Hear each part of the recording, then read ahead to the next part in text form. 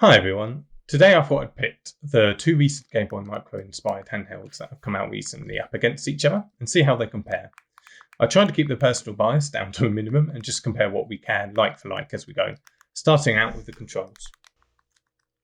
Starting off the Powkiddy Q20, we've got just the two shoulder buttons, a volume wheel and one micro SD slot that houses both the firmware and the games. The overall build quality of the Powkiddy is pretty good, but you can tell it's a budget handheld when you look at the edges, the screen plate and so on.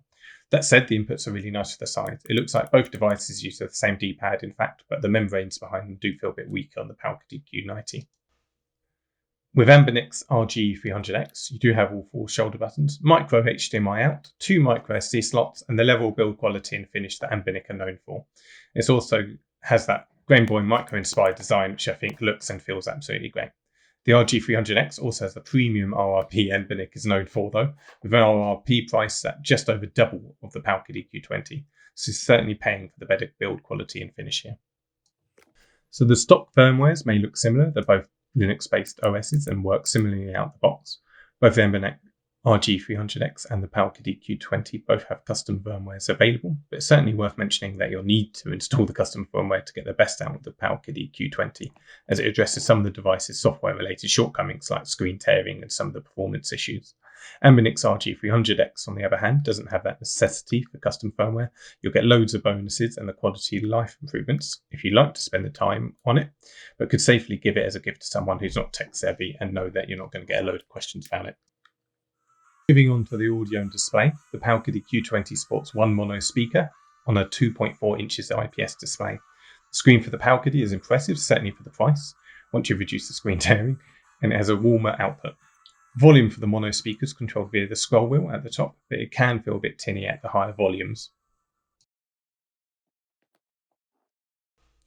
Moving to Anbernic's RG300X, we've got a 3-inch IPS display, which has better viewing angles, but does have a much cooler finish, definitely favouring the blues when compared to the Powkiddy Q20's warmer display.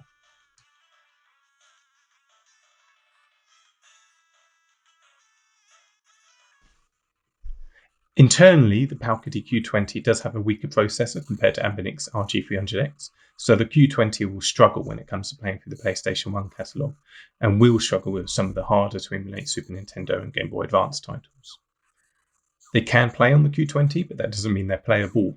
So if full-speed PlayStation 1's a deal breaker, then you'll far prefer Anbernic's RG300X out of the two.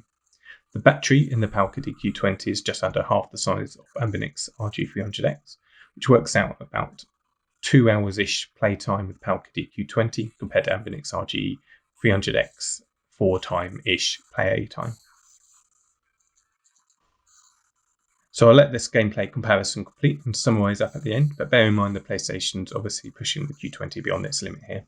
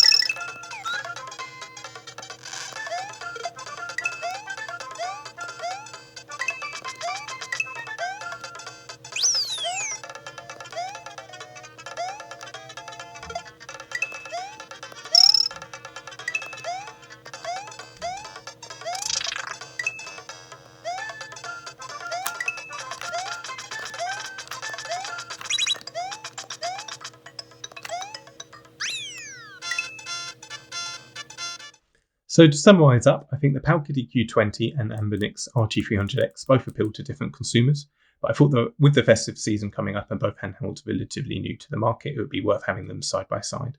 The Powkiddy Q20 is a great budget handheld, especially if you're willing to put a bit of work into utilising the custom firmware available for it. Anbernic RG300x is a well-built quality handheld which fans of the Game Boy Micro will instantly fall in love with. It's just a shame that the device's RRP is so high, so I'd recommend keeping an eye out for sales or voucher codes if you'd like to pick one up. That's it for now. I hope this has been useful and thanks for watching.